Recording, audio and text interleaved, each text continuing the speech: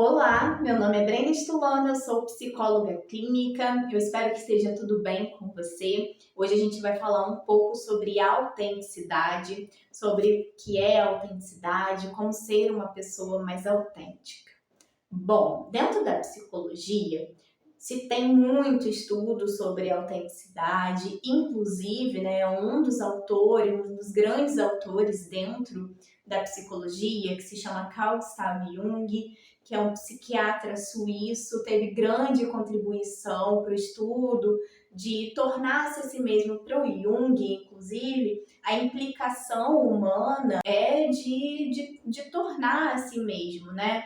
Talvez o grande movimento, né, da vida humana, o grande motivo da vida humana seja esse encontro com a sua própria essência, com quem você é, com a sua história, com tudo que está implicado dentro, né, desse processo de ser mais autêntico. O Jung, ele bebe muito da fonte do Nietzsche, e o Nietzsche, ele é um filósofo também que trabalha e estudou e pensou muito sobre o tornar a si mesmo, o ganho e a perda também, né, de ser mais autêntico. Bom, o que seria ser mais autêntico?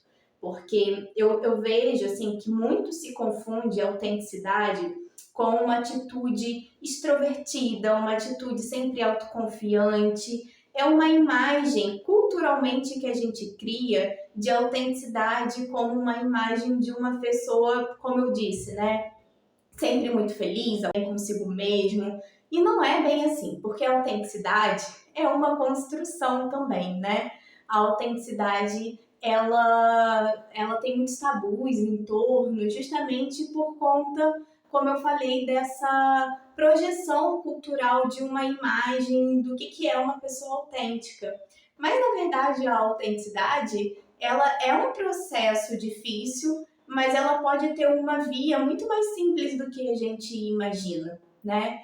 A autenticidade, acredito que o primeiro ponto da autenticidade seja o reconhecimento da própria história, a aceitação de quem você já foi, fazer as pazes com o seu passado é um grande passo para a autenticidade. E vale também ressaltar que a autenticidade ela não é uma coisa em si. E eu vejo que a gente tem buscado cada vez mais aquelas pílulas, né? Como se a autenticidade ela fosse uma coisa só que está ali numa cápsula, a gente pega, bebe, toma, né? E já se torna autêntico. Não, e a autenticidade ela envolve várias coisas, né, em torno dela, que é um complexo de comportamento, de ações, pensamentos, sentimentos, enfim. Mas uma das primeiras coisas assim a se pensar é o reconhecimento da sua própria história. Saber, né, o que te trouxe até aqui e fazer também uma atualização, porque eu já falei isso várias vezes e volto a repetir, a gente precisa de estar sempre fazendo uma atualização psicológica e emocional, porque muitas vezes a gente fica preso numa ideia, numa culpa, em alguma situação e não consegue se reconhecer por conta desses aprisionamentos psicológicos, né? E, além disso, o respeito a si. Acho que uma das grandes chaves de ser autêntico é quando você consegue, além de identificar aquilo que você quer, aquilo que te incomoda também, né? É respeitar isso, é saber que isso tem um lugar muito importante para a sua construção, é saber o seu valor, é saber de como que tá a sua autoestima, é adquirir um amor próprio. E vale também ressaltar que a autoestima e amor próprio são coisas diferentes. A autoestima, como o nome já diz, né, é a estima sobre si mesmo, é como você se enxerga.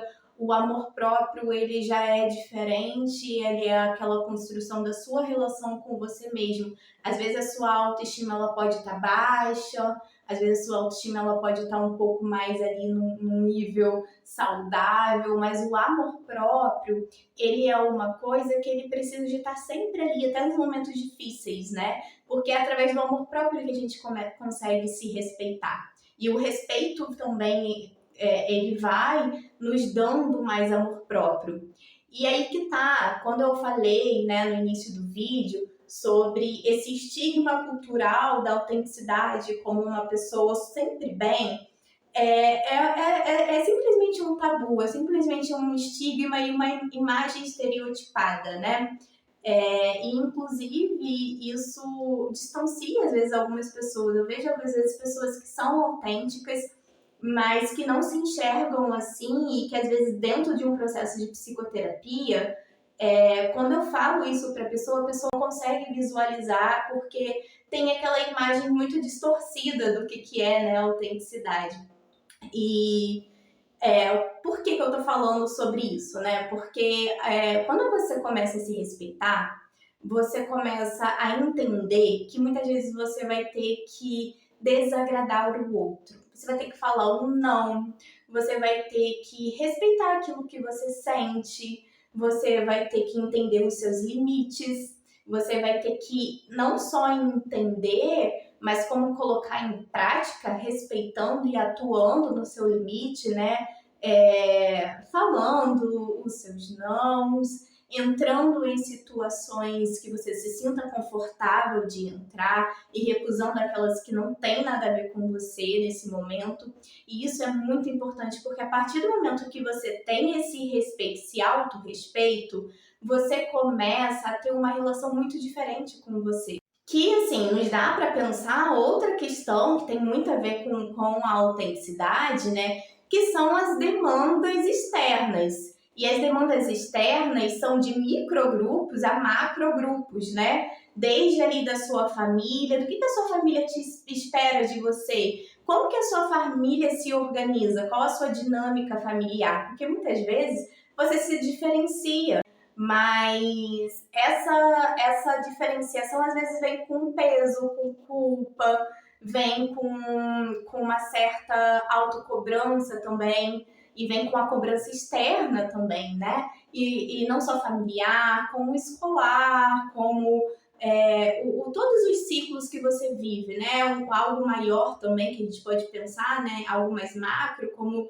a cultura também, o que a sociedade exige de você. E muitas vezes, assim, você vai se ver em situações em que a demanda externa, a cobrança externa está muito além daquilo, está numa oposição ou está numa via contrária daquilo que você deseja para você, né? E quando você vai cedendo a essas pressões, quando você vai tentando se encaixar nessas pressões externas, nesses lugares que os outros querem de você, você vai perdendo uma parte de você.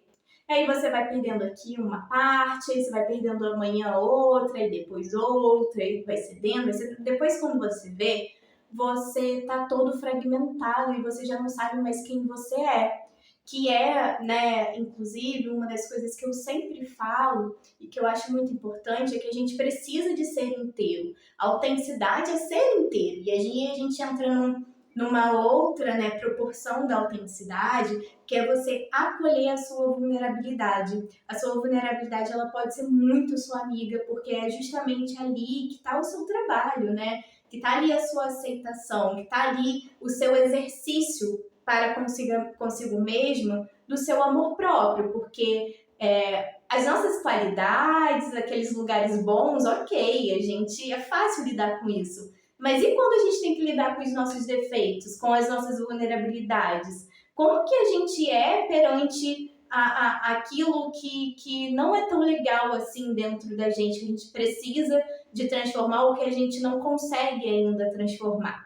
E esse processo é o que a gente chama de massificação. A massificação é quando você perde a capacidade de pensamento crítico próprio. Você segue aquilo que coletivamente parece ser mais aceitável, mais agradável, ou que parece fazer mais sentido. E assim, é lógico que muitas vezes, né, até pensar coletivamente, pensar através, né, dessa massificação é importante, só que o problema é o excesso disso. E o que a gente vê é que cada vez mais a tendência é que esses pensamentos, né, de massificação, eles aumentam. E é perigoso também, porque vai se tornando um pensamento único e exclusivo e até um pouco autoritarista, né? Porque não tem individualidade. Não cabe dentro desse processo as diferenças, não cabem a diversidade, né? E no final das contas, o que a gente está buscando é pertencimento, né? É aceitação de alguma forma, mas não aquela aceitação no sentido de que eu quero que todo mundo me ame, eu quero ser aceito. É uma aceitação que não é totalitária, né? É uma aceitação que é muito mais sobre autoaceitação e sobre pertencimento, no sentido de você se sentir atravessado por aquilo e dando um sentido e um significado para as suas vivências, né? Que você consiga uma correspondência com a vida. O pertencimento ele é muito importante porque quando você se sente pertencido, seja qual for, né, o lugar que você se identifica, que aquilo te dá uma noção de si mesmo, isso é muito importante porque é justamente ali que você tem ganhos em torno daquilo que você busca para você. É justamente na noção de pertencimento que te dá uma sensação de não estar sozinho, te dá uma sensação de preenchimento de alguma coisa que talvez você nem consiga entender muito bem, mas que você se identifique, que aquilo te atravesse de uma forma que te dá rumos, né, para pensar. Seja de coisas que você já passou, que você consegue dar um significado, seja de coisas que você ainda quer, para você ir buscar, para você ir em busca disso, porque às vezes também aquilo que a gente não tem ainda, o que a gente não é ainda, e o processo de ir em busca daquilo tem uma força e tem uma riqueza de significados muito grande. Outra coisa também que a gente pode refletir aqui juntos é o nosso modelo contemporâneo de socialização. A gente socializa atualmente através, né, muito intensificadamente, através da rede social. E as redes sociais, o que a gente tem ali? Fragmentos, muitos fragmentos, né, da vida das pessoas. Que assim, as vias que a gente pode enxergar isso daí é que a gente precisa da noção de pertencimento e por conta disso a gente vai buscar referências, a gente vai buscar os nossos grupos, pessoas que pensam semelhante a nós. Só que também tem um lado bem negativo, que é a comparação. Esse excesso da vida do outro, esse excesso de consumo da vida do outro, que pode estar anulando a nossa. E a tendência da comparação é fazer com que a gente fantasie que o outro tem, que o outro vive uma vida plena, perfeita o tempo todo. Que aquilo que a gente olha e se apresenta, que é um recorte, né? A gente tende a lançar aquilo num lugar idealizado, que aquilo é a vida toda da pessoa, que a pessoa só é aquilo, e a gente acaba se inferiorizando, né? E quando você se compara demais, você acaba caindo naquele lugar que eu falei, que é ceder às pressões externas, porque você tem como base, né, a vida do outro, as inclinações do outro, e você acaba esquecendo das suas ou não reconhecendo as suas, né, não dando valor para as suas, minimizando e até subestimando aquilo que você quer, que você deseja, de quem você é. Algo que eu gosto muito de pensar também sobre autenticidade é sobre aqueles desejos que você tinha, ou comportamentos, ou alguma coisa que tem aí, que permanece da sua criança interior, da criança que você foi, daquele estado seu mais espontâneo. Porque a gente vai crescendo, a gente vai sendo atravessado por aquilo que eu falei, que são as expectativas do outro, do mundo, né? E quando a criança, ela já é diferente, ela já tem uma naturalidade, um espaço maior para exercer essa espontaneidade de ser. E tem muitas coisas, às vezes, que a gente sonhava, que a gente queria, e que talvez ainda faça sentido, que tá ali, E talvez seja muito interessante a gente estar dando uma olhada, né? Tá dando voltar e lembrar daquilo que a gente era, que a gente gostava, nossas inclinações, porque ali pode estar coisas que ainda estão aí, que ainda talvez façam sentido. Bom, para resumir, né? Lógico que tem muitas coisas além disso, mas eu trouxe pontos principais para a gente refletir e pensar sobre a autenticidade. Acima de tudo, eu espero muito assim que o que eu falei sobre o autorrespeito, a autoaceitação e a noção de pertencimento faça sentido para vocês.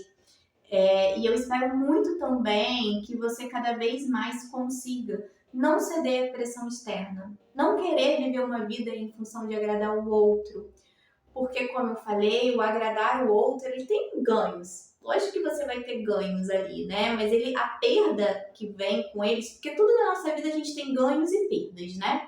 Só que a perda que você tem com você sempre agradar o outro, ela é muito grande, porque ela vai te tirando completamente da sua noção de quem você é, no pertencimento, na noção de pertencimento, né? Na noção de identidade. E é uma coisa muito triste você olhar para trás, você olhar para sua vida e você não reconhecer nada ali seu, você não se identificar com nada. Isso dá um vazio muito grande para a vida e uma angústia também muito grande. E se você tem dificuldade de colocar limite, se você tem um excesso de desejo de agradar o outro, quando você vê, você já está fazendo, busque ajuda, tenta sair desse padrão, porque o ganho que você tem com você sendo mais autêntico, tem a perda também, né? Porque você vai criar uma situação, você vai começar a falar uns nãos, algumas pessoas vão se incomodar, até porque, né, a tendência de pessoas que são muito assim, né, que não conseguem se impor, é de que outras pessoas manipuladoras conseguem sacar isso logo e se aproveitam, né? E quando você começa a ser mais autêntico, a se empoderar mais, você consegue sair dos jogos, das relações de manipulação. E é lógico que o manipulador não vai gostar de ver o outro ali que fazia tudo para atender, né, aquilo que ele queria. Mas é isso, assim, eu vejo que a autenticidade, ela é promoção, ela é prevenção de saúde, porque ela proporciona mais qualidade de vida, né? Mais autonomia. A autonomia, assim, é a grande chave da saúde mental. Mas é isso, tá? Muito obrigada por você ter me ouvido. Eu espero muito que faça sentido para você. Um grande beijo e até a próxima.